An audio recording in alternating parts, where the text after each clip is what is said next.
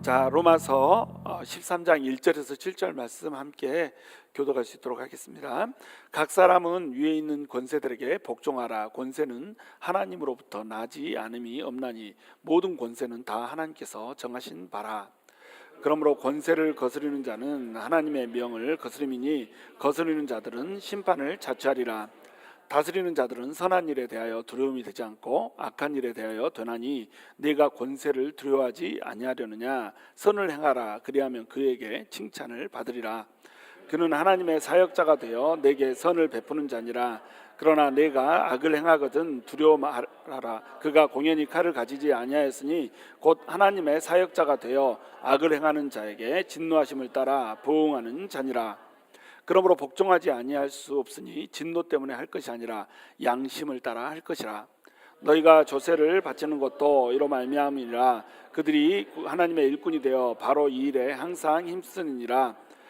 다 함께 읽습니다. 모든 자에게 줄 것을 주되 조세를 받을 자에게 조세를 바치고 관세를 받을 자에게 관세를 바치고 두려워할 자를 두려워하며 존경할 자를 존경하라. 아멘. 우리 옆에 분들하고 인사합시다. 권세를 존경합시다. 하나님을 존경하듯 존경합시다. 다시 한번. 자, 오늘은 이제 산재물 네 번째 이야기, 권세를 존경하라는 이야기입니다. 자, 우리 12장에 들어가면 이 12장부터 이제 실기에 들어간다고 그랬죠. 실습에 들어간다고 그랬습니다. 11장까지는 이론이고 이제 12장부터는 실전이란 말이에요. 실제 생활 속에서 어떻게 그리스도인들이 살아내느냐. 자, 실제 삶 속에서 어떻게 살아내야 됩니까? 우리가 우리 몸을 하나님께 거룩한 산 제물로 드려야 되는 거죠. 그것이 우리가 드릴 영적 예배니라. 그래서 이 거룩한 산 제사로 드린다는 것이 무슨 뜻인지를 12장부터 16장까지 쭉 설명을 한다고 그랬어요. 그래서 첫 번째 설명하는 게 뭐예요? 교회 안에서 산 제물로 드려진다는 게 뭐냐? 교회 안에서 산 제물로 드려진다는 건 뭡니까? 은사대로 각자 분수에 맞게 섬겨라. 너무 잘난 체 하지 말고 또 너무 안 하지도 말고 열심히 하되 분수에 맞게 자기 은사에 맞게 섬겨라. 그래서 달인이 있어야 된다. 전문가가 있어야 된다. 이 분야는 내 분야. 딱 이렇게 자기 잘하는 걸로 섬기지 잘하지도 못하면서 자기가 하고 싶은 걸로 섬기고 이렇게 하면 안 된다는 거예요. 그 다음에 두 번째로 이제 이 성도들한테 대하는 태도를 얘기합니다. 성도들한테 대할 때는 어떻게 대한다고요? 사랑으로 대하라. 아가페의 사랑으로. 하나님께서 우리에게 아가페의 사랑, 변하지 않는 사랑을 주셨잖아요. 그러니까 그 사랑을 아는 사람이면 당연히 성도들을 사랑할 때 아가페의 사랑으로 사랑을 해야 되는 겁니다. 근데 이 사랑을 할 때 형제를 사랑하라고 그러고 우애를 다 이제 우애로 대하라고 그랬죠. 우애로 대한다라고 하는 게 어떤 사랑이라고 했어요? 스톨게라고 그랬죠. 스톨게의 사랑은 어떤 사랑이에요? 혈족의 사랑. 자기 피부치를 사랑하듯이 자기 자식을 사랑하듯이 그렇게 변하지 않는 사랑으로 사랑을 해주라고 이렇게 얘기한 겁니다. 그리고 이제 예수를 믿지 않는 사람, 이 세상 사람들을 대할 때 이제 어떻게 대합니까? 세상 사람들을 대할 때는 어떻게 대하라고 그래요? 질질 울울. 무슨 뜻입니까? 즐거워하는 자와 함께 즐거워하고 우는 자와 함께 울라. 이게 이제 가르침인 겁니다. 세상 사람들을 대할 때 예수 믿지 않는 사람이에요. 나를 핍박하는 사람이에요. 나를 조롱하고 무시하는 사람입니다. 그러나 그 사람이 혹시 즐거운 일이 있으면 어머나 좋겠다 이러고 같이 즐거워해 주라는 거예요. 그 사람이 너무 슬퍼한다 그러면 아이고 쌤통이라 이러지 말고 어떻게 하라고요? 같이 울어주라는 거예요. 아유 그래 그런 일이 있었구나 이렇게 대하라는 겁니다. 그리고 할 수만 있으면 모든 사람과 어떻게 하라? 화평하라. 근데 다 화평할 수는 없죠. 진짜 못된 사람들이 있습니다. 그렇죠? 그렇게 정말 못돼가지고 화평을 절대 할 수 없거든. 어떻게 하라고 그래요? 용축사, 용서하고 축복하고 사랑해줘라. 이렇게 이제 얘기를 한 겁니다. 이것이 이제 세 번째였죠. 첫 번째는 교회 안에서, 두 번째는 성도들한테, 세 번째는 이 세상 사람들한테. 그리고 이제 오늘 네 번째에 들어가면 산 제물로 산다는 게 뭐냐? 이 권세를 어떻게 대하는가? 이 문제를 얘기하는 겁니다. 이때 이제 권세는 세상의 권세를 얘기하는 거예요. 이제 뭐 정확히 이 우리 문맥에서 얘기하자면 사실은 세상 정권 뭐 이런 거 되겠죠. 관료들 이런 거. 여기 보시면은 각 사람은 위에 있는 권세들에게 이렇게 나와 있죠. 권세들이라고 표현했습니다. 그러니까 권세 하나가 아니고 권세들, 모든 권세를 다 포함하는 거예요. 그렇죠? 그러니까 뭐 대통령, 부터 시작해서 뭐 총리 막 또는 이제 시청 뭐 시장 막 이렇게 해가지고 내려오다 보면은 이제 가정까지도 다 내려오게 되는 겁니다. 그런데 우리나라 사람들은 이 말씀을 굉장히 불편해하는 경향이 있어요. 제가 오늘 이제 말씀을 전하면 여러분들이 시험 들 사람이 굉장히 많으니까 중간에 뛰쳐나가지 마시고 그래도 끝까지 한번 들어보세요. 자, 우리나라 사람들은 왜 이제 이게 권세들한테 복종하라는 이 말씀이 이제 문제가 되냐면, 권세는 하나님으로부터 나지 않음이 없다 이렇게 주어졌단 말이에요. 그러니까 권세는 누가 줬어요? 하나님이 줬습니다. 그러니까 권세한테 복종을 안 하면 누구한테 복종을 안 하는 게 돼요? 하나님한테 복종을 안 하는 게 돼버립니다. 그런데 이 권세가 하나님한테부터 왔으니까 이 권세가 하나님으로부터 왔다라고 하는 것을 인정하는 것을 누가 인정을 해야 되냐면, 아래에 있는 사람도 인정을 해야 되고 위에 있는 사람도 인정을 해야 되는 거예요.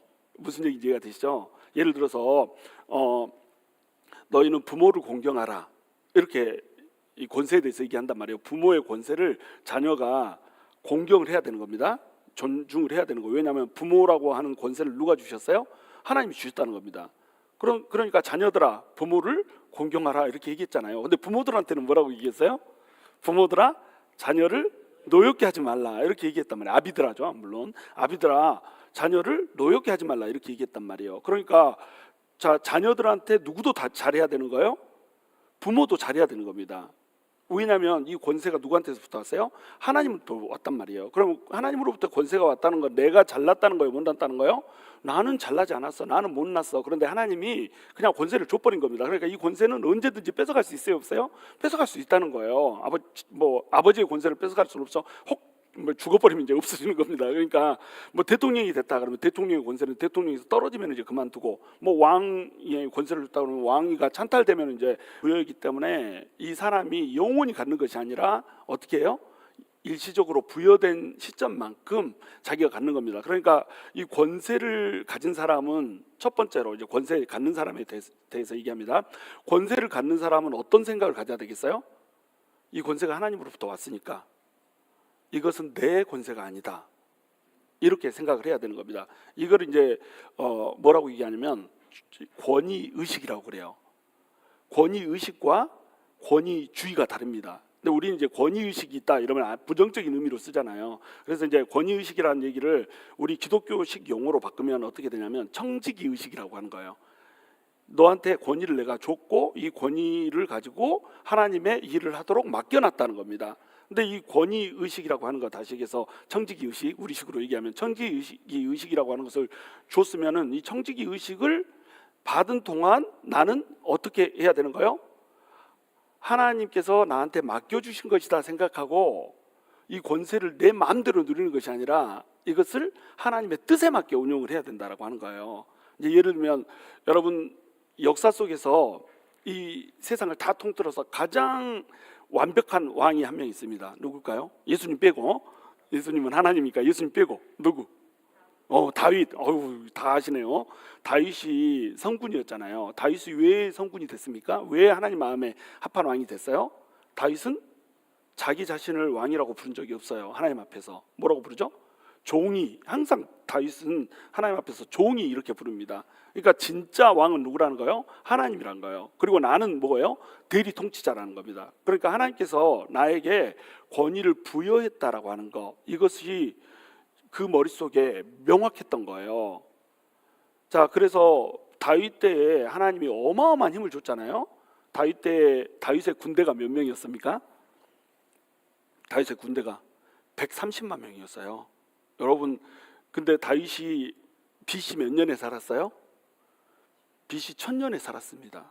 주전 1000년에 살았는데 군대가 130만 명이라고요. 어마어마한 겁니다. 여러분, 을지문덕 장군의 살수대첩 알죠?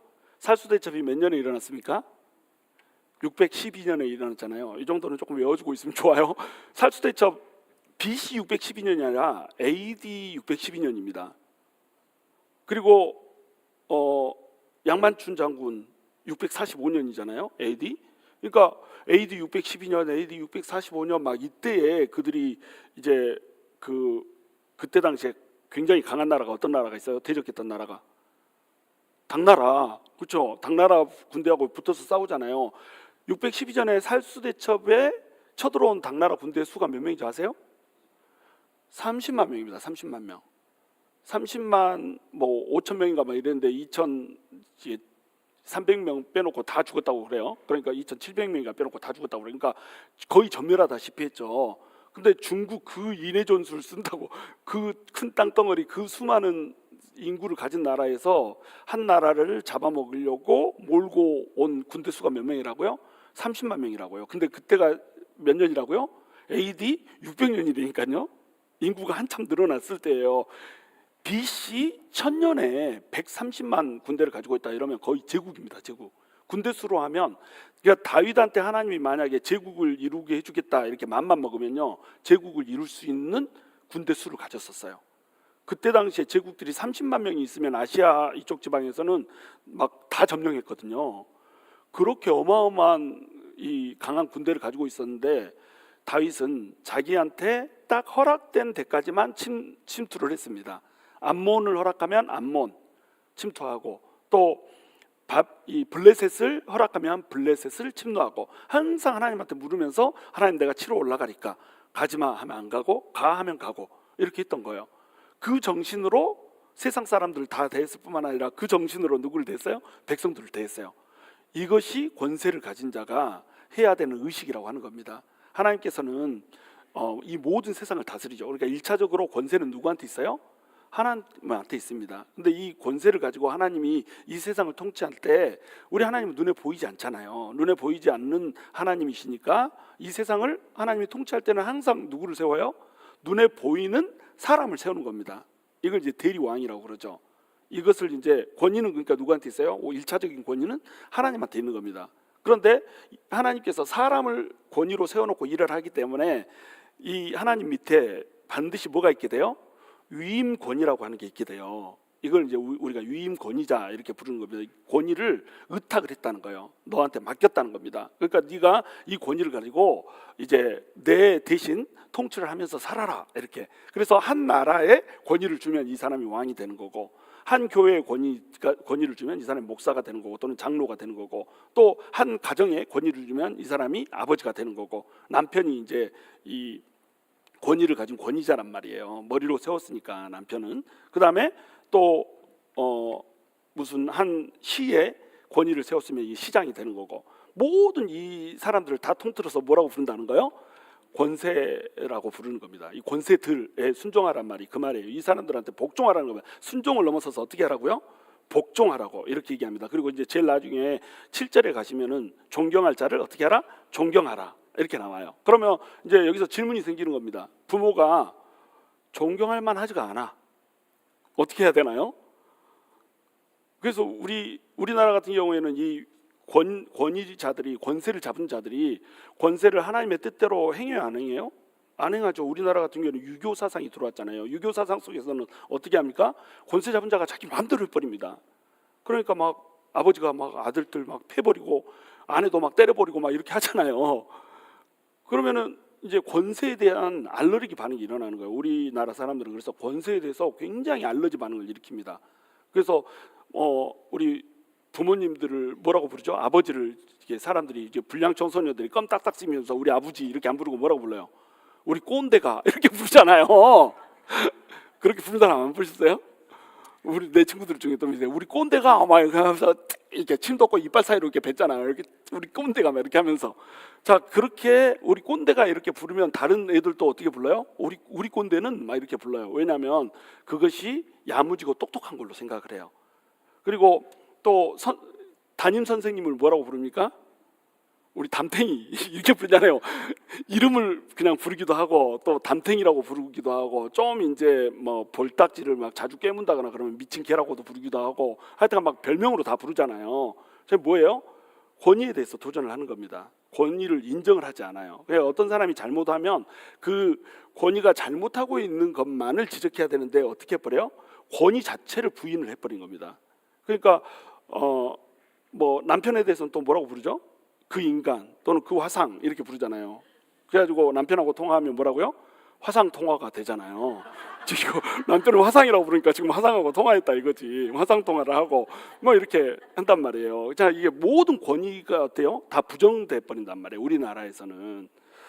그래서 걸핏하면 이제 촛불 들고 나가죠. 그래가지고 누구는 어쩌니까 무너뜨리고 어쩌니까 무너뜨리고, 우리 역대 대통령 중에 좋게 졸업한 사람이 거의 없잖아요.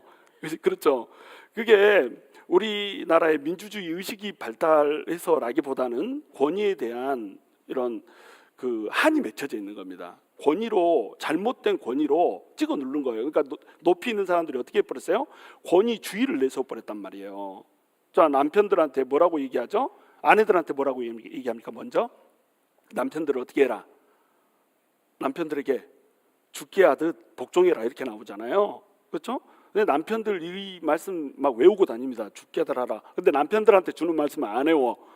그래서 창조 질서가 그렇다. 남편을 머리로 세웠으니까 여자들은 잠잠하고 무조건 종처럼 막 주님 주님 하면서 남편을 섬겨야 한다 이렇게 얘기한단 말이에요. 근데 남편들한테는 어떻게 얘기했습니까? 남편들아, 아내를 주께서 교회에 자기 몸을 내준 것처럼 사랑하라 이렇게 얘기했잖아요. 그렇죠? 이게 권세에 대한 얘기인 겁니다. 너한테 가정의 우두머리로 권위를 세워줬다. 그러면 남편들은 어떻게 해야 된다는 거예요? 당연히 주님이 그 권세를 다 버리고 내려오셔서 이 자기 아내된 신부된 교회를 위해서 죽었듯이 자기 아내를 위해서 그렇게 죽어줘야 된다 이 얘기를 하는 거예요. 이게 권세를 맡은 자의 책임이란 말이죠. 의무란 말이죠. 그렇게 하면 아내도 어떻게 해요? 복종을 하고 이렇게 해야 되는 겁니다. 그러니까 권세를 가진 자는 권세를 맡은 것처럼 아내한테 대줘야 되고, 또 권세 아래에 있는 자를 대들고, 또 권세 아래에 있는 사람은 어떻게 해야 한다? 위에 있는 권세에게 무조건 복종해야 되고, 이게 돼야 된단 말이죠. 근데 부모가 부모답지가 않은 겁니다. 자, 존경해야 될까요? 안 해야 될까요? 존경해야 돼, 안 해야 돼요? 부모답지가 않아. 응? 존경하기 싫어요? 존경해야죠. 네 부모를 공경하라. 잘하거든 이렇게 안 붙여놨어요. 네 부모를 공경하라 이렇게 해놨다는 겁니다. 남편한테도 남편에게 죽게 하라 이 말씀을 전해놓고 남편이 잘해주거든, 인자하고 자상하거든 이 전제를 안 붙여놨단 말이에요. 죽게 하라 이렇게 해놨다는 겁니다. 그러니까 본문에서 지금 얘기하는 것은 권세들한테 복종해라. 권세는 권세 그 타이틀 자체 때문에 존경을 해야 된다고 하는 겁니다. 공경을 해야 된다고 하는 거예요. 왜 그러냐면 하나님한테서부터 그것이 왔기 때문에 그렇다는 거예요. 근데 이 권세를 부정해 버리면 어떻게 되냐면 이제 하나님의 권세에 대해서 부정하는 게 돼버린다는 거예요. 우리 하나님은 질서의 하나님이잖아요. 혼란 속에서 질서를 부여했단 말이에요. 케이아스를 뭘로 바꿨다? 코스모스로 바꿨다. 이게 우리 주님이거든요. 질서의 하나님이에요. 그러니까 이 질서가 전복되는 것을 굉장히 싫어하십니다. 질서가 유지되기를 원하세요. 교회에서도 권위가 주어지잖아요. 이제 그 권위는 첫 번째로 목사한테 주어지는 겁니다. 위임 권위자라고 부르죠. 목사한테 주어지고 또 장로한테 주어지죠. 장로라고 하는 것은 다스리는 장로들, 그다음에 가르치는 장로가 있습니다. 다스리는 장로를 존경하라 그렇게 나오죠. 그런데 가르치는 장로는 어떻게 하라? 더 2배나 존경하라 이렇게 나오죠. 다스리는 장로는 이제 우리가 얘기하는 장로인 겁니다. 그리고 가르치는 장로는 우리가 얘기하는 이제 목사인 거예요. 그러면 장로들을 존경하고 그 다음에 목사들은 더 존경하고 지가 존경하라고 하니까 되게 듣기 싫죠. 그래서 일어나서 나가지 마세요. 어쩔 수 없어 말씀이 나오는 거니까. 자, 뭐 우리 장로님들 뭐 지금 세워가지고 교육받고 있고 막 이러지만 가끔 이런 생각 들 수 있어요. 장로가 마음에 안 든다 이런 생각 들 수 있어요. 그렇죠? 내가 기준으로 잡아놓은 장로답지 않아. 그러면 존경 안 해도 될까요? 그래도 존경해야 된다고 하는 겁니다. 왜냐하면 그 권세가 우리가 투표로 뽑았는데요. 투표로 뽑은 그 마음속에 누가 역사를 하는 거예요? 하나님이 역사해서 감동 주셔가지고 장로로 뽑아놓는 겁니다. 그러니까 장로로 뽑혔다 그러면 그 권위를 어떻게 해줘야 돼요? 인정을 해줘야 되는 겁니다. 자, 장로 될 놈이 안 되고 이상한 놈이 됐는데요. 그래도 주님께서 권위를 주셨기 때문에 된 거예요. 그러니까 존중을 해줘야 된다는, 존경을 해줘야 된다는 거예요. 자, 그리고 이제 목사가 답지가 않아. 맨날 춤이나 쳐 쌓고 막 엉덩이나 피축거리 쌓고 막 이래. 저 뭐 목사도 아니고 뭐도 아니고 그렇죠? 막 단에서 이상한 소리 나면 농담이나 찌끄러 쌓고 막 이래요. 자, 그러면은 이 목사를 존경을 해야 돼요, 안 해야 돼요? 존경해야 됩니다. 왜냐하면 존경스럽지 않거든. 뭐 때문에 존경하는 거예요? 이 주님이 주신 권세 때문에, 타이틀 때문에 존경하는 겁니다. 이렇게 사람들을 대하라고 하는 거예요. 그러면 목사는 지 마음대로 하면 될까요? 위임 권위자로 세웠으니까 내 마음대로 다 할 거야. 지 마음대로 하면 돼요, 안 돼요? 안 되는 겁니다. 그러면 이거 누가 치십니까? 하나님이 치시는 거예요. 여러분, 사람이 치는 것보다 더 무섭고 두려운 게 뭐예요? 하나님이 치시는 거예요. 그런데 위임 권위자로 세워졌는데 이 위임 권위 받은 것을 하나님으로부터 권세를 받은 것이라고 생각 안 하고 지가 마치 처음부터 가지고 있는 것처럼 이렇게 막 활용을 해버린다, 악용을 해버린다. 그러면 어때요? 이 사람은 반드시 하나님으로부터 이제 어떤 식으로든 하나님으로부터 매를 맞게 되는 겁니다. 자, 이 관점으로 이제 권세라고 하는 것을 두 각도에서 보았단 말이에요. 본다는 거예요. 권세를 받은 사람은 하나님으로부터 권세를 받았다. 이걸 뭐라고 부른다고요? 권위 의식 또는 청지기 의식으로 부르는 겁니다. 자, 그리고 권세 아래에 있는 사람들은 어떻게 한다? 하나님으로부터 권세를 받았기 때문에 그 사람이 존경스럽지 않아도, 그 사람이 그 자리에 합당하지 않은 것 같아도 어떻게 한다? 존경을 해준다. 그리고 결정한 것에 따라주고 또 결정한 것에 이제 서포트를 해준다. 이거예요. 근데 이제 문제가 있습니다. 목사가 위임 권위라고 권위를 받았는데 이상한 걸 막 시키는 거예요. 예를 들면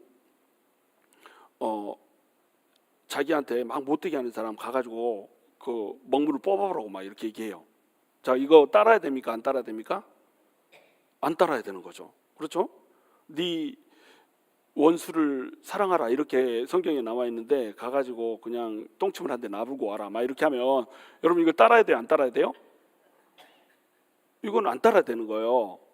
그러니까 이 목사라고 하는 권세 위에 어떤 권세가 있습니까? 하나님이라고 하는 권세가 있는 거예요. 그러니까 법이 어떤 것이 더 상위법이에요? 목사님의 법보다 하나님의 법이 더 상위법인 겁니다. 우리 이제 교회에서 막 우리는 내규가 없잖아요. 내규 들고 막 싸우는 장로님들이 있거든요. 막 내규 접어가지고 이렇게 들고 나서 뭐 몇 조 몇 항에 이렇게 나왔는데 안 한다 막 이렇게 해요. 그래서 이 법이 너무너무 중요한 거예요. 법 막 계속 법 하는 겁니다. 그 동안에 이제 막 젊은 사람들 싸우는 모습 보고 목사하고 장로하고 법 가지고 막 싸워요. 그거 보고 젊은 사람들 앉아 있다가 아이고 이 교회는 못 다니겠다고 교회를 떠나버려요. 그리고 어떤 사람들은 아예 교회 자체를 그냥 안 다녀버리는 사람도 있습니다. 장로라는 것들이 권사라는 것들이 목사라는 것들이 말하면서 교회 자체를 안 나와버려요. 자, 그러면 이 믿음이 연약한 자들을 실족하지 말게 하라고 하는 하나님의 법이 더 상위법이에요? 교회 내규가 더 상위법이에요? 여러분, 교회 내규가 무슨 나라 헌법은 아니잖아요. 근데 이거 법 하느라고 뭘 어겨버려요? 서로 성도들끼리 아가페 사랑으로 사랑하라고 하는 하나님의 법도를 어겨버리는 겁니다. 자, 그러면 이것은 뭐예요? 인간의 법을 위해서, 인간의 권세를 위해서 하나님의 권세를 버려버리게 된 거란 말이에요. 자, 이것이 이제 오늘 이야기에 쭉 흘러오는 내용이 된다라고 하는 겁니다. 자, 2절 보시면은 그러므로 권세를 거스르는 자는 하나님의 명을 거스름이니 거스르는 자들은 심판을 자취하리라 이렇게 됐죠. 심판을 자취한다, 이게 뭐 자취방에서 혼자 밥 먹는다는 이런 자취가 아니에요. 자취한다, 자기 스스로 취한다는 겁니다. 심판을 자기 스스로 부른다는 거예요. 예를 들어서 여러분 모세라고 하는 사람이 십보라라고 하는 아내가 있었잖아요. 근데 구스 여인을 아내로 취합니다. 이때 뭐 이 십보라가 죽었는지 살았는지는 성경에 안 나오니까 몰라요. 하여튼 뭐 일단 십보라가 죽었는지 살았는지는 모르지만 십보라라고 하는 아내 말고 구스 여인을 취한단 말이에요. 구스 여인은 지금으로 하면 어디? 이디오피아 여자란 말이에요. 이디오피아면 이제 약간 까무잡잡한 이제 여자겠죠. 자, 그러니까 모세가 아내를 데려왔는데 뭐 시카모스 하는 여자를 이제 데려와서 사는 겁니다. 모세가 지금 이제 이 전체 리더잖아요. 전체 리더인데 국모가, 그 나라의 국모가 시카모스 이런 사람이 와서 있단 말이에요. 그것을 미리암과 아론이 보기에 굉장히 싫었어요.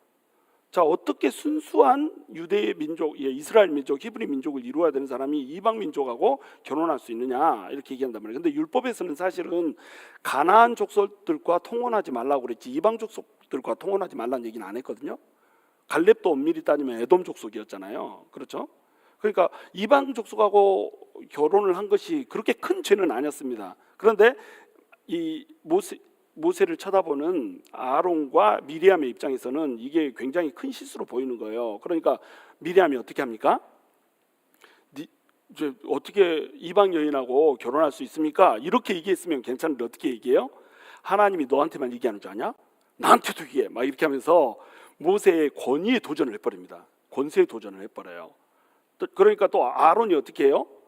아니 형이 동생인 이제 모세 편을 들어야 하는데 모세 편을 들지 않고 누나 편을 들어버려요. 미리암 편을 들어버립니다. 그래가지고 미리암하고 둘이 달라붙어서 이제 모세를 공격을 해버린 거예요.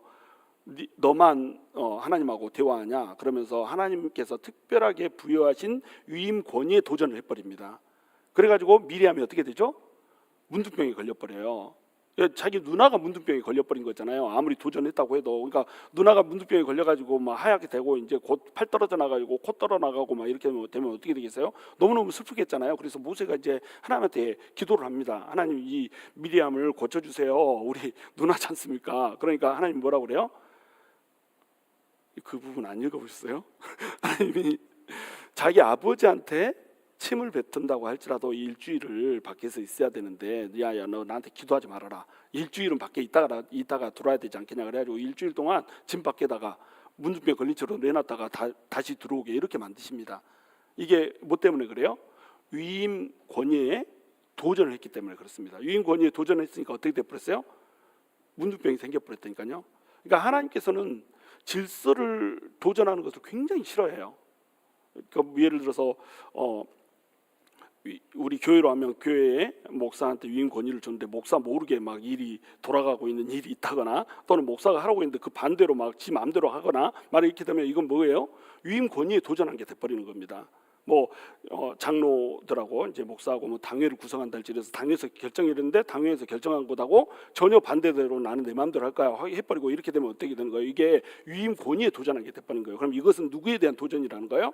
하나님에 대한 도전이 돼버린다는 거예요. 그러면 이것을 누가 심판한다는 거예요? 하나님이 심판하신다는 겁니다. 이게 자치라는 거예요. 그래서 내 마음에 혹시라도 이제 뭐 예를 들어서 위임 권위자가 잘못했다. 그러면 우리가 취해야 되는 방법은 뭐예요? 이 심판을 누구한테 맡기는 겁니까? 하나님한테 맡기는 겁니다. 왜냐하면 하나님께서 더 엄중하게 다루거든요. 여러분 성도들이 잘못한 것을 더 엄하게 다루실까요? 목사가 잘못한 것을 더 엄하게 다룰까요? 당연히 목사가 잘못한 것을 더 엄하게 다루십니다. 뭐 초신자가 잘못한 것을 더 엄하게 다뤄요? 권사님이 잘못한 것을 더 엄하게 다뤄요? 권사님이 잘못한 거 하나님이 머리끄댕이 끈질러 버립니다.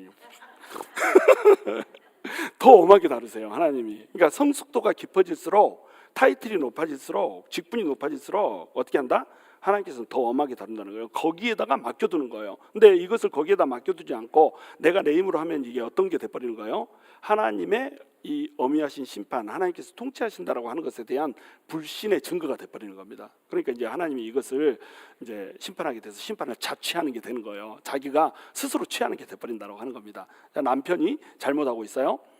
저런 것을 주님 나한테 남편으로 줘가지고 이렇게 해버리면서 저 화상이 이렇게 되면은 이것은 심판을 자취하는 일이 돼버린다는 거예요. 심지어는 이제 불신자 남편이 있어요. 불신자 남편하고 같이 살 때도 이 남편한테 어떻게 하라고 얘기합니까? 최선을 다해서 잘해주라고 이제 얘기를 하죠. 왜 그러냐면 말씀으로는 이 사람이 못 믿어도 그 부인이 하는 행위를 보고는 이 사람이 믿을 수 있다. 이것 때문에 이제 심지어는 불신자 남편하고 결혼한 케이스라고 할지라도 잘해주라고 하는 거예요. 공경하라고 하는 얘기를 하는 거예요. 이 시대는 다 같이 안 믿었었잖아요. 그러다가 이제 복음을 전하는 것을 듣고 여자가 먼저 믿어버렸습니다. 그러면 여자는 신자가 되고 남자는 뭐가 되는 거예요? 불신자가 되는 겁니다. 그러면 불신자 남편이 성도인 아내를 괴롭힐까요? 안 괴롭힐까요? 당연히 괴롭히죠. 가가지고 밥은 안 하고 가서 예배만 드리고 있고 막 이러면 자기하고 놀아주고 막 이랬는데 안 놀아주고 가서 교회에서 죽치고 앉아있으면 싫겠잖아요. 그러면 핍박을 한다라고 하는 겁니다. 그러면 여자 입장에서는 어때요? 성경에 이렇게 나와 있듯이 멍에를 같이 매지 말라 이랬으니까 이혼을 딱 해버린단 말이에요.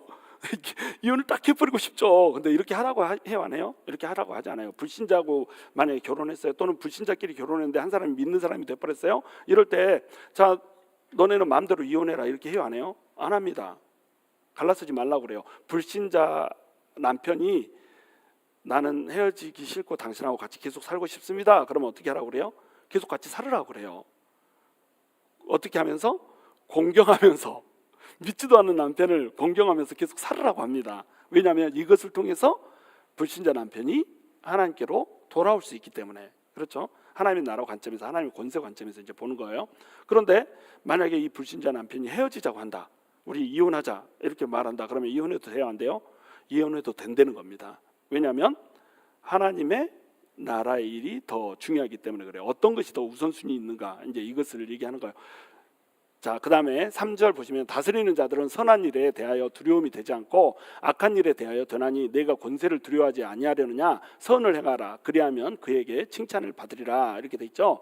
자, 다스리는 자들은 선한 일에 대하여 두려움이 되지 않고 악한 일에 대해서 된다고 나옵니다. 자, 이 구절을 보면은 만약에 이 다스리는 자가 굉장히 악한 정권이면 어떻게 해요? 이런 것을 바울은 염두에 두고 있잖아요. 지금 이 국가의 기능을 순기능을 하는 것에다가 초점을 맞추고 있습니다. 예를 들면 이제 로마 시대에 바울이 살았잖아요. 바울이 로마 시대에 살았기 때문에 어땠습니까? 복음을 전하는데 굉장히 좋았습니다. 치안이 유지가 됐었거든요. 길을 다 닦아놨습니다. 옛날 같으면 산길을 막 가야 되는데 지금 길을 전부 다 닦아놨기 때문에 모든 길은 어디로 통한다?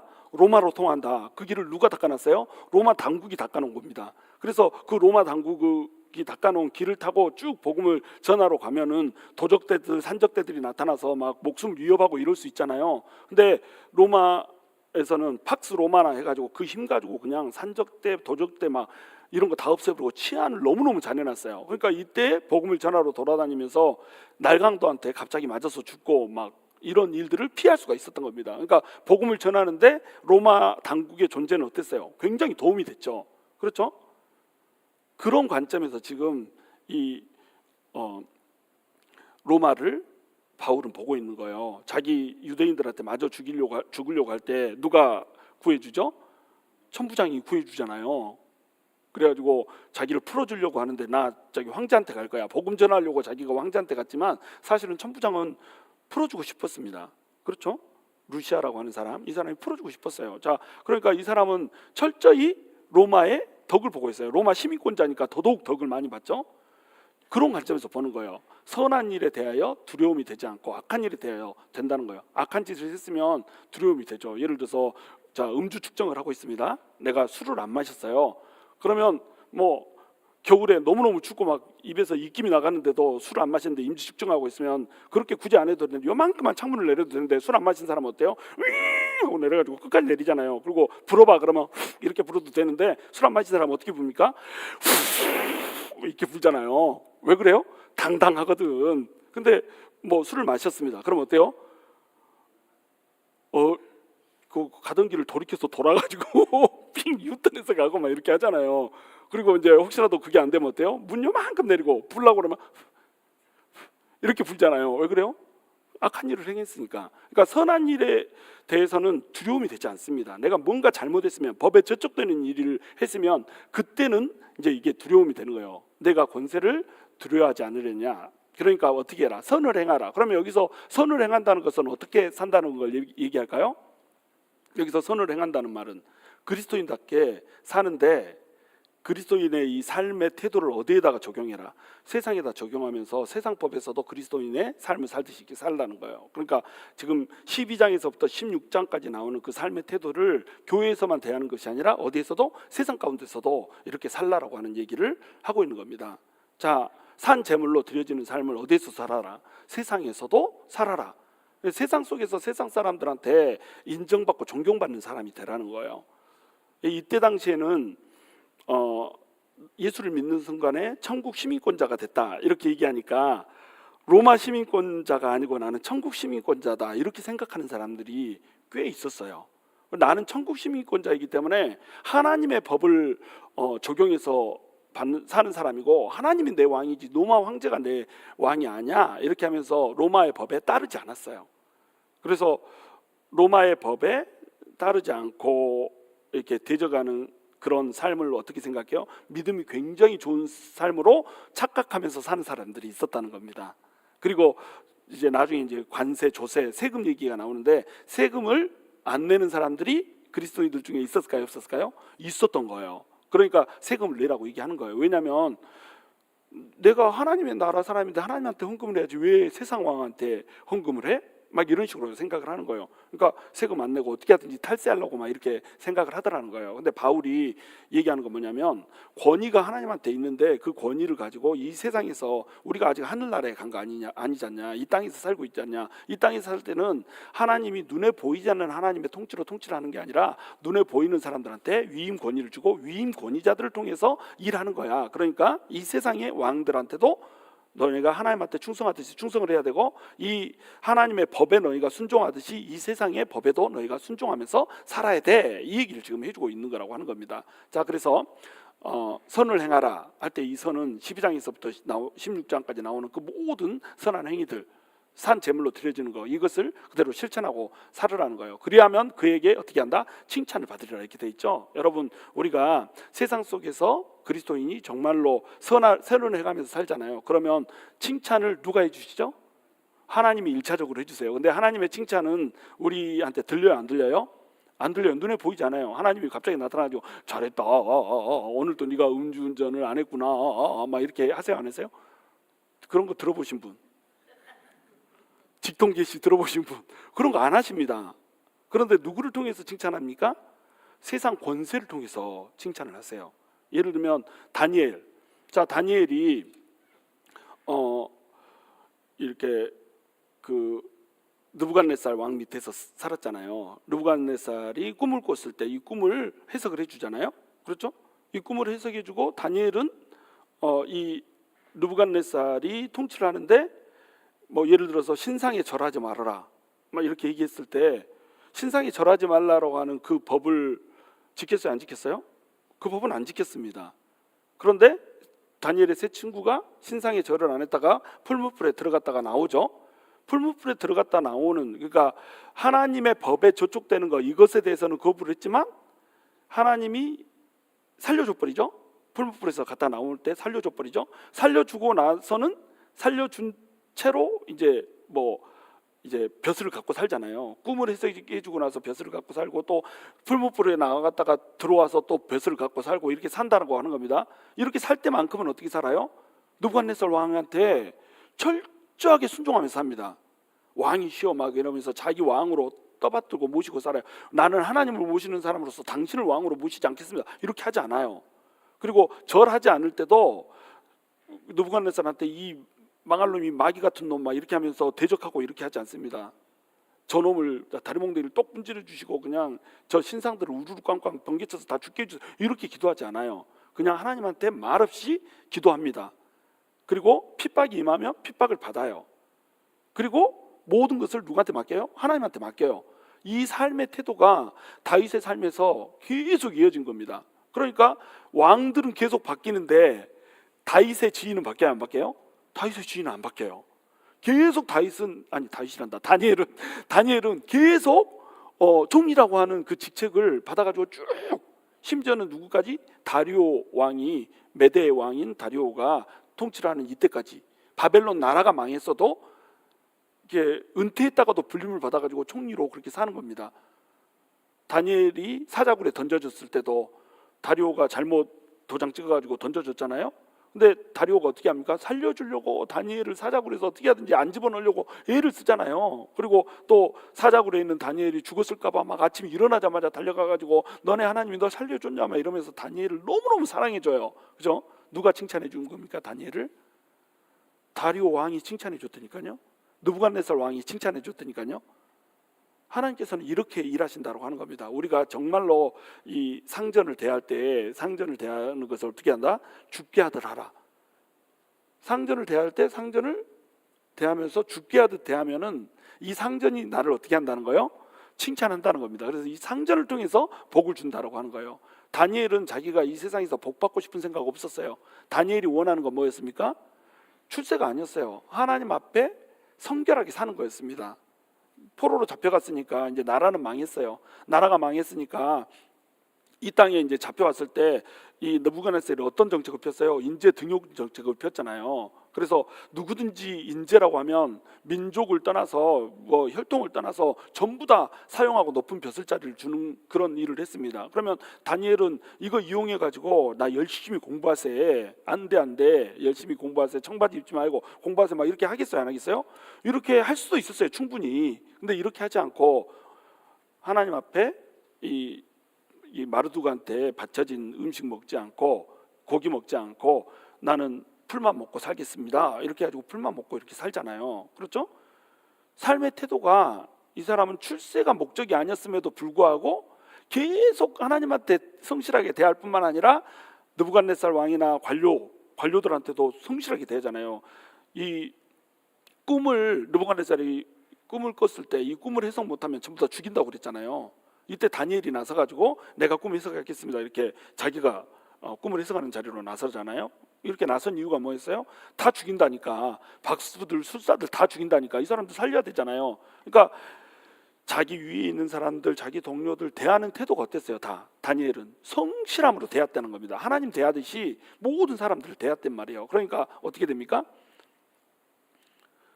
느부갓네살을 통해서 다니엘을 칭찬을 해버린다는 거예요. 이 칭찬이 참 잘했어요 하고 도장 찍어주는 뭐 이렇게 모자 쓰고 있는 아이 사진 내가지고 도장 찍어주는 그런 게 아니에요. 이 칭찬이라고 하는 단어에는 무슨 뜻이냐면 모든 좋은 것들을 준다는 겁니다. 상이며 뭐 재물이며 번영이며 이런 것들을 준다는 거예요. 이것을 다니엘한테 주는 거라고 하는 거죠. 4절 보시면 그는 하나님의 사역자가 되어 내게 선을 베푸는 자니라. 그러나 내가 악을 행하거든 두려워하라. 그가 공연히 칼을 가지지 아니하였으니 곧 하나님의 사역자가 되어 악을 행하는 자에게 진노하심을 따라 보응하는 자니라. 이렇게 돼 있죠. 자, 지금 이 시대는 로마 시대잖아요. 그렇죠? 로마 시대에 로마 당국이 있어요. 로마 정부가 지금 뭡니까? 이 시대는 권세잖아요. 이 권세한테 복종하라는 거예요. 근데 이 권세자가 지금 하나님의 사역자로 부르고 있죠. 로마 이 황제는 하나님을 믿어요, 안 믿어요? 안 믿어요. 지가 하나님이라고 그럽니다. 내가 신이다, 나한테 절해라, 막 이렇게 얘기하고 있어요. 근데 이 로마 황제를 뭐라고 부른다고요? 하나님의 사역자라고 부른다니까요. 또 느부갓네살 얘기로 돌아가서 여러분, 느부갓네살을 하나님이 내가 세운 종 이렇게 부릅니다. 애굽에 이스라엘 백성들 들어가잖아요. 그렇죠? 거기서 이제 노예로 살잖아요. 그때 바로를 왕으로 세워놓는데 바로를 뭐라고 불러요? 내가 이 일을 위해서 세웠다 이렇게 불러요. 그러니까 이 세상의 모든 통치자들, 모든 권세자들을 하나님이 세웠다는 겁니다. 그런데 이 사람들은 바로는 누구를 믿습니까? 태양신 라를 믿잖아요. 하나님을 믿지 않고 라를 믿는 사람이란 말이에요. 나는 라의 사역자인데요? 이렇게 말할 수 있겠죠. 그런데 뭐라고 불러요? 하나님의 사역자라고 부르는 겁니다. 왜? 하나님이 세웠으니까. 그럼 바로는 왜 하나님이 세워놨을까요? 이스라엘 백성들을 이 가나안 땅에서 빼내가지고 애굽 땅에 살면서 애굽에서 인구들을 벌리는 인큐베이터 역할을 해주려고 애굽을 따로 세웠다는 겁니다. 그리고 바로 왕도 거기에 권력자로 세웠다는 거예요. 그러니까 바로를 하나님께서 세워놓고 이스라엘 백성들이 거기에서 노예 생활을 하면서 하나님을 앙망하게 만들어줄 뿐만 아니라 사람의 숫자가 펑펑펑펑 불어나게 인큐베이터로 세워놨다는 거예요. 자, 하나님의 뜻을 이루고 있습니까? 안 이루고 있습니까? 이루고 있어요. 그리고 애굽에서 나올 때도 바로가 막 거절을 하지 않습니까? 바로가 거절을 한 것도 하나님의 사역자이기 때문에 거절을 한 거예요. 바로가 거절하면서 뭐가 임해요? 10가지의 재앙이 임하잖아요. 이 10가지의 재앙은 왜 임했습니까? 10가지 재앙이 임한 이유, 너네 말 안 들으니까 내가 너네 칠 거야, 막 이게 아니에요. 10가지 재앙을 통해서 이 애굽에서 섬겼던 신들이 전부 다 가짜라고 하는 것을 증명을 해주는 겁니다. 자, 상천하지에 하나님만이 진짜 유일한 신이다라고 하는 것을 얘기해주는 통로로 누굴 쓰고 있어요? 바로를 쓰고 있다니까요. 그러니까 바로가 하나님의 사역자예요, 아니에요? 하나님의 사역자예요.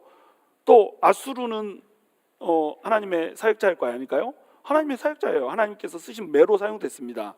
이스라엘 백성들이 자기 마음대로 악을 행하면서 살았어요. 그러면 악을 행하면 악한 자한테 하나님이 뭘 줘야 됩니까? 매를 줘야 돼요. 지금 말하고 있잖아요. 내가 악을 행하거든 두려워하라. 그가 공연히 칼을 가지지 아니하였으니, 하나님이 갑자기 막 번개치고 우르릉쾅 해가지고 이 우박 내리고 막 그래서 우박 맞아가지고 머리 터져서 죽게 이렇게 만들지 않으세요. 이스라엘 백성들한테 누구를 보내십니까? 세상 정권인 아수르를 보낸다니까요. 그래서 북이스라엘을 아수르한테 팔려가게 만드십니다. 북이스라엘은 왜 아수르한테 팔려가게 만드실까요? 이 사람들이 더 악했거든요. 19명의 왕이 있는데 한 명도 선한 왕이 없었거든요. 그리고 그 악한 왕 밑에서 전부 다 그 악한 왕들의 태도를 다 닮아가고 이렇게 온 민족이 전부 다 이렇게 폐역해버렸거든요. 그러니까 찢어버리고 싶었던 겁니다. 그래서 아수르의 정책이 뭐였어요? 전부 다 흩어버리는 정책이죠. 혼합 정책. 아수르의 제국에 있는 다른 민족들하고 이스라엘 민족을 섞어버립니다. 그래서 전부 섞인 사람들이 돼버렸어요. 이게 하나님의 뜻이었어요. 그러니까 아수르는 하나님의 사역자예요, 아니에요? 하나님의 사역자예요. 바벨론 똑같은 아까 느부갓네살을 세워가지고 하나님의 느부갓네살을 내가 세운 종이라고 부른다고 그랬죠. 왜 느부갓네살이 하나님이 세운 종이에요? 하나님은 느부갓네살은 벨을 믿잖아요. 나는 벨의 사역자인데요. 지금으로 치면 나는 부처님의 사역자인데요. 이렇게 말할 수 있잖아요. 그런데 부처의 사역자가 아니고 벨의 사역자가 아니라 누구의 사역자라는 거예요? 하나님께서 권세를 준 하나님의 사역자라고 하는 겁니다. 하나님의 뜻을 이제 이루기 위해서. 그러면 바벨론의 느부갓네살을 왜 하나님께서 종으로 세웠을까요? 똑같이 북이스라엘하고 그렇게 악을 행했으니까 이 악에 대한 심판을 해야 되는 거예요. 악에 대해서 심판하는데 완전히 북이스라엘처럼 흩어버리면, 막 섞어버리면 어떻게 되겠어요? 그러면 누가 남은 자가 돼서 이 나라를 회복합니까? 그러니까 남겨두고 싶은 거예요. 그래서 아수르가 바벨론에 망하게 만드는 겁니다.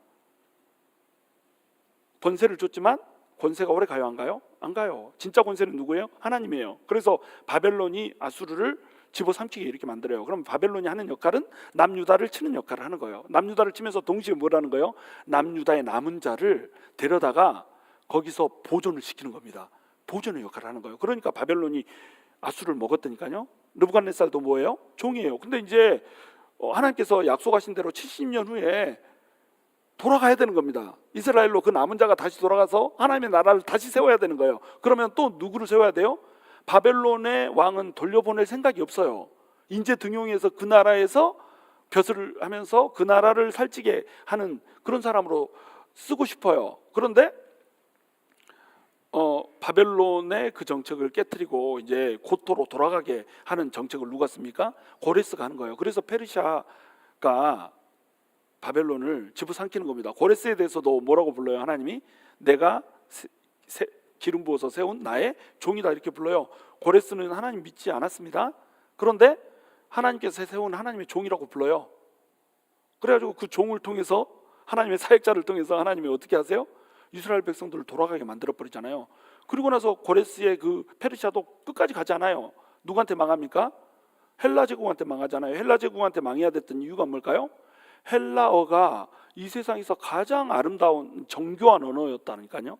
그래서 제가 한번 예를 들었지만 똥 하나를 이렇게 써도 똥이 어제 싼 똥인지 오늘 싼 똥인지 내일 쌀 똥일지, 그 다음에 뭐 여자가 싼 똥인지 남자가 싼 똥인지, 그리고 똥 무더기인지 똥 한 덩인지 이런 것들이 다 나와버린다니까요.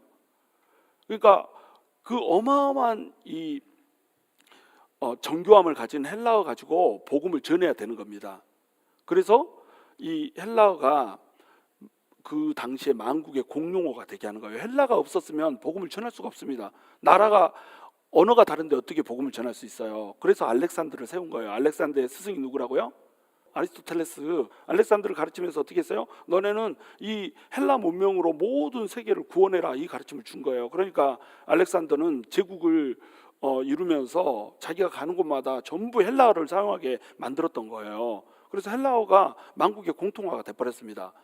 그런데 알렉산더가 비명에 죽어버리잖아요. 그래서 나라가 4개로 찢기잖아요. 그러면서 이제 특별히 이스라엘을 중심으로는 나라가 2개가 다툰다고 그랬죠. 하나는 셀루키스 왕조, 하나는 톨레미 왕조, 이렇게 2개가 각축전을 벌이잖아요. 여러분, 알렉산더 대왕이 왜 그렇게 빨리 죽었게요? 알렉산더 대왕이 빨리 죽은 이유? 나라 쪼개가지고요, 구약 성경을 헬라어로 번역하고자 하는 뜻이 있었던 거예요. 톨레미 왕조가 어떻게 합니까? 너네 헬라 성경, 구약 성경 그거 번역해라. 톨레미가 특별히 이제 이 성경에 관심이 많았습니다. 그래가지고 히브리어로 된 성경을 헬라어로 번역해라 그래가지고 헬라어로 번역을 했어요. 구약 성경을. 여러분, 구약 성경이 헬라어로 번역이 안 됐다, 그 상태에서 복음이 퍼졌다, 어떻게 되겠어요? 신약만 가지고 어떻게 믿습니까? 구약을 모르는데.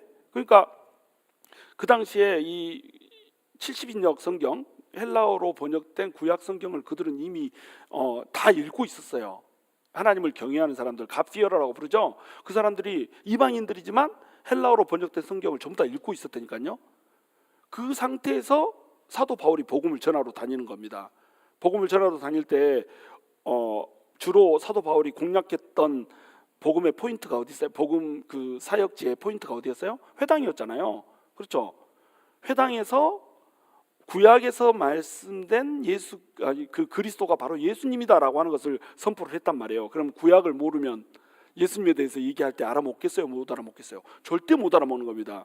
그래서 알렉산더를 빨리 죽여버리고 톨레미하고 셀루키스로 찢어버렸다니까요. 그래서 톨레미가 한 역할은 뭐냐면 성경을 어떻게 구약 성경을 헬라어로 번역해 주어가지고 복음을 전할 수 있는 기반을 만들어 준 거예요. 근데 셀루키스 왕조가 또 있잖아요. 셀루키스 왕조가 하는 역할은 뭐예요? 마지막 시대에 있을 적 그리스도, 그것에 대한 예표를 해주는 겁니다. 그러니까 셀루키스 왕조는 셀루키스 왕조대로 어때요? 똑같이 하나님의 사역자로 쓰임을 받는단 말이에요. 근데 이 헬라 왕조가 이렇게 통치하고 있는 동안에는 하나님의 복음을 전파할 수 있는 좋은 조건이 아니에요. 왜냐하면 헬라는 자기 문명을 전파하는 여기에 관심이 있지, 뭐 땅을 넓히고 뭐 팍스 로마나 해가지고 치안을 잡고 막 이런 데에 관심이 없었습니다. 로마는 팍스 로마나에서 평화에 관심이 있었어요. 로마의 강력한 군사력에 의한 모든 제국의 안녕과 평화, 여기에 관심이 있었어요. 그러니까 로마는 땅을 정복하면 어떻게 했어요? 길을 넓혔다니까요. 중국은 땅을 정복하면 어떻게 했습니까? 성을 쌓았잖아요. 그래서 만리장성이 쌓은 거 아니에요? 그게 차이인 겁니다. 만약에 중국 시대에 예수님이 복음, 이제 예수의 제자들이 복음을 전했다 그러면은 성에 갇혀가지고 복음이 나가지를 않아. 그렇죠? 그러니까 로마 제국의 그 로마의 정책에 따라서 길이 넓혀지고 치안이 안정적으로 유지되고 이러면서 헬라 복음을 전하는데 또 언어는 뭘 써요? 헬라를 써. 그 복음 전하러 다니면 이미 구약 성경을 알아 몰라요? 다 알아. 그러니까 예수님만 전하면, 구약에 나온 그 그리스도가 예수다라고 하는 것만 전하면 구약을 아는 사람, 헬라어로 성경을 읽은 사람은 어때요? 오, 듣고 보니 그러네 이러면서 확 믿을 수 있었던 겁니다. 그러면서 복음이 그냥 일파만파로 그냥 주전 1세기에 팍 퍼져서 나갈 수 있었던 거예요. 자, 이걸 누가 다 주도하고 있어요? 하나님이 다 주도하고 있어요. 누구를 이용해서요? 권세를 이용해서. 그러니까 모든 세상 권세들이 나는 뭐 부처를 믿네, 나는 알라를 믿네, 뭐 나는 바알을 믿네, 나는 마르둑을 믿네, 나는 벨을 믿네, 아무리 난리를 쳐도요, 그 세운 것은 누구라는 거예요? 하나님이라는 겁니다. 그러니까 하나님의 사역자인 거예요. 그러니까 이 하나님의 사역자를, 권세를 존경하라는 얘기를 하는 겁니다. 그래서 선을 행하라고 얘기하는 거예요. 선을 행하지 않고 악을 행하면 이 악에 대해서 진노해가지고 그 진노에 따라서 보응을 해버린다. 진짜로 보응을 했잖아요. 그렇죠. 아수르에 의해서 보응받고, 바벨론에 의해서 보응받고, 헬라에 의해서 보응받고, 계속 보응받잖아요. 자, 5절, 그러므로 복종하지 아니할 수 없으니 진노 때문에 할 것이 아니라 양심을 따라 할 것이다. 자, 그러면은 이 심판하는, 권세를 가진 자들이 막 잘못하면은 혼내고 벌 주고 막 이렇게 하니까 어쩔 수 없이 이 권세에 복종하냐? 그게 아니라는 거예요. 뭐에 따라서? 양심에 따라서. 하나님을 믿으니까, 하나님이 우리의 왕이신데 그 왕이 위임 권위를 누구한테 줬으니까? 세상 권세자들한테 줬으니까 나는 복종을 하는 거예요. 내 남편한테도 복종을 해야 되는 이유가 뭡니까? 딱 보면은 복종할 만한 자가 아니야. 그런데 하나님이 위임 권세를 줬으니까 복종하는 거예요. 목사 아이고 하는 거 보면 그냥 한참 못 자라. 그런데도 왜 복종을 해야 되는 거예요? 하나님께서 권세를 줬으니까 복종을 해야 되는 겁니다. 장로들 아이고 하는 거 보면 나보다 더 못해. 그렇죠? 안 그래요? 여러분, 여러분 더 잘합니까? 근데 어때요? 하나님이 권세를 줬으니까 복종을 하라는 겁니다. 지금 이 얘기를 하고 있는 거 뭐에 따라서? 믿음에 따라서, 양심에 따라서. 하나님을 믿으니까, 하나님을 사랑하니까 당연히 하나님이 주신 권세들에 대해서 어떻게 하라는 거예요? 복종을 하라는 얘기를 하고 있는 겁니다. 6절, 너희가 조세를 바치는 것도 이로 말미암이라 그들이 하나님의 일꾼이 되어 바로 이 일에 항상 힘쓰느니라. 우리가 세금을 바치는 이유가 뭡니까? 나라가 돌아가야 되잖아요. 세금 안 바치면은 나라가 어떻게 치안을 유지하겠어요? 나쁜 강도들이 있으면 강도들을 어떻게 몰아내고, 여러분 조폭들이 있으면 조폭들이 막 이렇게 하고 다니면서 막 자릿세 내라 막 이렇게 하고 자릿세 안 내면은 막 상 엎어버리고 막 이렇게 하는데 아무도 통제하는 사람이 없어. 어떻게 했어요? 막 내 이쁜 여자친구하고 둘이 결혼하는데 오호 아이고 그림 좋네 막 이러면서 여자친구 데려가려고 그래 버리면 어떻게 하겠어요? 힘이 없는데, 힘 없으니까 뺏겨야 되나요? 그런데 나라에 경찰이 있으니까 감옥에다 가두잖아요. 데려다가 감옥에다 가두면은 다 죽여버리면 모르지만 또 감옥에서 살려놔야 되잖아요. 그러면 감옥 건물 세워야 되잖아요. 감옥 건물이요, 우리가 교회 살려고 하는 교회 건물보다 더 비싸다니까요. 어마어마하게 큽니다. 그럼 감옥에서는 그냥 가둬만 놓습니까? 굶어 죽을 때까지? 콩밥 먹여야 되잖아요. 그러면 콩은 땅 파면 나와요? 다 그 돈이에요. 그거 어디서 충당이 됩니까? 세금에서 충당이 되는 거예요. 그러면 이 세금을 내는 거 이거 가지고 뭐가 유지가 되는 거예요? 이 나라의 질서가 유지가 된다라고 하는 겁니다. 하나님께서 그렇게 사랑하는 질서가 권세에 의해서 유지가 된다라고 하는 거예요. 그러니까 세금 내는 거, 이때 당시에 백성들은 세금을 내고 싶어 하지 않았어요. 그러니까 하나님을 믿는 사람들은 왜 세금을 내고 싶어 하지 않았냐면, 하나님의 나라에다 헌금해야지 무슨 세상 나라에다 헌금을 해. 하나님을 믿는 사람들이 어떻게 우상한테 세금을 내, 이렇게 했던 겁니다. 그런데 예수님도 뭐라고 얘기하시죠? 가이사의 것은 가이사한테. 세금 내야 됩니까? 안 내야 됩니까? 물어보는데 세금 내면 안 돼, 이렇게 대답하지 않으세요. 하나님, 예수님이 뭐라고 대답하세요? 가이사의 것은 가이사한테, 하나님의 것은 하나님한테. 1차적으로 하나님한테 권세가 있으니까 하나님한테 다 바쳐야 된다는 의무가 있는 겁니다. 그런데 2차적으로는 위임 권위자인 가이사한테 위임 통치를 맡겨놨으니까 가이사의 것은 또 가이사한테 바쳐야 된다는 거예요. 이게 하나님의 가르침입니다. 예수님의 가르침이에요. 이 가르침대로 사도 바울도 어떻게 해요? 가이사의 것은 가이사에게 세금을 바치라는 겁니다. 근데 세금을 바치는 것을 억지로 바치지 말고 당연히 바치는 거예요. 양심에 따라서 그냥 바쳐야 된다고 하는 겁니다. 하나님이 일꾼이 되어 바로 이 일에 항상 힘쓰니라. 이 일에 힘쓴다는 게 뭐예요? 나라를 통치하고 나라를 안전하게 질서를 유지하면서 돌리는데 이 관리들이 힘을 쓴다는 겁니다. 그러니까 하나님을 믿지 않는 관리들이 세상을 돌리고 있어도 세금을 잘 내야 되는 거예요. 여러분 탈세하지 마세요. 세금 탈세하고 막 이렇게 하면서 나는 하나님 잘 믿으니까 세금도 하나님이 적게 내게 해줬다고 막 이렇게 하면 안 되는 거예요. 하나님이 그런 분이 아니세요. 그런데 이제 문제가 하나 있습니다. 만약에 그러면은 여기서는 이제 전제를 하고 있지 않지만 나라가 도저히 따를 수 없는 일들을 명령을 하는 겁니다. 예를 들면 코로나 때 전부 다 교회 문 닫아라 막 이런 걸 명령을 했어요. 예를 들어서 동성애에 대해서 죄라고 얘기하지 말아라 이렇게 얘기했어요. 동성애자들이 결혼한다고 하면은 목사는 반드시 가가지고 결혼식을 집행해 줘라, 집도해 줘라 막 이렇게, 이 명령을 지키지 않으면 감옥에 넣겠다, 이거 다 지켜야 돼요. 적그리스도가 나타났습니다. 적그리스도가 나타나가지고 전부 다 우상한테 절해라, 절해야 됩니까? 그러니까 여기서는 세상 권세는 어떤 권세다? 위임된 권세다. 원래 권세는 누구 것이다? 하나님 것이다. 그냥 하나님한테 대적하는 권세가, 이 권세를 하나님한테 대적하는 방향으로 사용하면 어떻게 하는 거예요? 저항할 수 있는 겁니다. 다니엘처럼. 다니엘도 어땠어요? 우상한테 절하라고 했잖아요. 금신상한테 절해라. 절하라고 하는데 다니엘의 세 친구들 절했어요? 안 했어요? 안 했어요. 그 누구한테도 기도하지 말아라 막 이렇게 했습니다. 한 달 동안 그 왕이 아닌 다른 사람한테 기도하거나 막 이렇게 하면은 사자굴에 집어넣는다 이렇게 했습니다. 그런데 하나님은 기도하라고 그랬어요. 한 달만 참으면 되잖아요. 그런데 이 시점이 어떤 시점이냐면 이제 70년이 다 찬 시점이에요. 무조건 기도하라고 얘기한 겁니다. 하나님은 기도하라고 그랬어요. 근데 다리오 왕은 조세에 기도하지 말라고 했어요. 기도해야 됩니까? 안 해야 됩니까? 기도해야 되는 거예요. 그러니까 하나님과 서로 배반이 생기면 어떻게 되는 거예요? 당연히 저항을 해야 되는 겁니다. 자, 산헤드린 공의원들이 그때 당시에 권세를 갖고 있었어요. 베드로가 복음을 전합니다. 복음을 전하는데 어떻게 했어요? 복음 전하지 말아라. 다시는 예수 그리스도에 대해서 얘기하지 말아라. 이렇게 얘기했습니다. 그러니까 베드로가 어떻게 했습니까? Yes sir. 안 하겠습니다. 두 분 다시 내가 잘 큰 실수를 했네요. 막 이렇게 합니까? 이게 꿈뻑꿈뻑만 하고 대답을 안 하세요. 그렇게 안 했잖아요. 복음을 전해버렸습니다. 내가 이게 하나님을 기쁘시게 하랴 사람을 기쁘게 하랴 하나님의 복음을 전하라고 하나님께서 말씀을 해주셨는데 내가 하나님을 따르는 것이 응당하냐 너네 말을 따르는 게 응당하냐고 딱 도전을 해버리잖아요. 그렇죠? 그런데 베드로가 나라를 전복하려고 해요, 안 해요? 사내리는 공에 다 뒤집어 엎으려고 이렇게 하지 않습니다.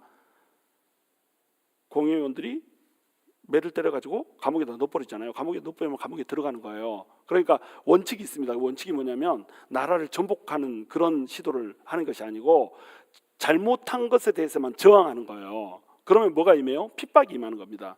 그러니까 핍박을 당하네요. 그리스도인들이 하나님 꼭의 이 도와 세상의 도가 배반이 되니까 핍박을 당하는 거예요. 근데 이 핍박을 당하기 싫어가지고 하나님을 배신해 버리면 안 된다라고 하는 거예요. 자, 너네 교회 문 닫아라. 다 문 닫고 할 말을 못 하고, 그렇죠? 너네 절해라.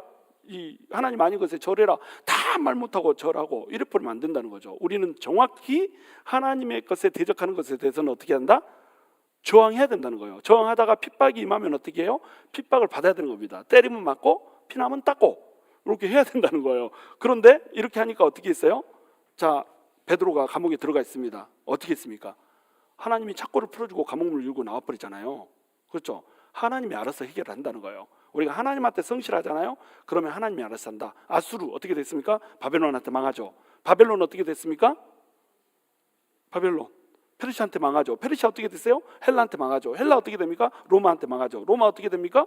결국 망하고 열국 시대가 열리고 이렇게 되잖아요. 모든 권세가 하나님의 권세 안에서 전부 다 무너진다는 겁니다. 어떻게 할 때요? 우리는 하나님한테 충실할 때, 하나님한테 우리는 충실하면 되는 거예요. 그리고 성경에서 얘기하는 것은 핍박이 오면 핍박을 받는 겁니다. 그 핍박을 받는 걸로 어떻게 했어요? 하나님에 대한 우리의 사랑을 증명을 하는 겁니다. 그러니까 핍박의 때도 뭘 위해서 존재하는 거예요? 하나님의 때를 위해서 존재하는 겁니다. 하나님의 때가 있어요. 하나님의 때가 있는데 뭐 잠언서에 보면 14가지의 때가 막 나오잖아요. 그 때들이 뭐예요? 그 모든 때들을 위해서 하나님께서 정해놓은 시기가 있다는 겁니다. 어떨 때는 웃어야 될 때, 어떨 때는 슬퍼야 될 때, 어떨 때는 기뻐야 될 때, 어떨 때는 평안할 때, 어떨 때는 막 이 회오리 바람 같은 바람이 풍랑이 몰려올 때 그런 때들이 있어요. 그 모든 때들을 하나님께서 어떻게 하셨다? 그 때에 맞게 예비를 해놨다는 거예요. 그래서 이 가운데서 우리는 어떻게 살아야 되는가? 세상이 하나님의 법에 도전하지 않으면 세상 법에 순종하면서 위임 권위자의 복종을 해줘야 된다. 그런데 하나님의 법에 도전하면서 하나님을 배신하게 만드는 쪽으로 세상에 가면 어떻게 한다? 저항해야 된다. 저항하다가 나라를 뒤집어 엎어라? 그게 아니고 핍박이 오면 핍박을 당하고 박해를 주면 박해를 당해라. 그것으로 뭘 증명한다? 하나님을 위해서 예수 그리스도의 남은 고난을 우리 육체에 채운다라고 하는 것을 증명해라. 이것이 오늘의 가르침입니다. 참 듣기 싫은 설교일 텐데 내용이 그러니까 어쩔 수 없어요. 끝까지 이제 설명을 해드렸고 시간이 많이 갔습니다. 바로 이렇게 정확히 세상 권세에 대해서 어떤 태도를 갖고 취해야 되는지, 취하고 살아야 되는지, 또 우리 주변에 있는 모든 권세들에 대해서 어떤 태도를 갖고 우리가 살아야 되는지 여러분 숙지하시면서 이렇게 살아내는 능력이 여러분에게 있게 되기를 주님의 이름으로 축원합니다.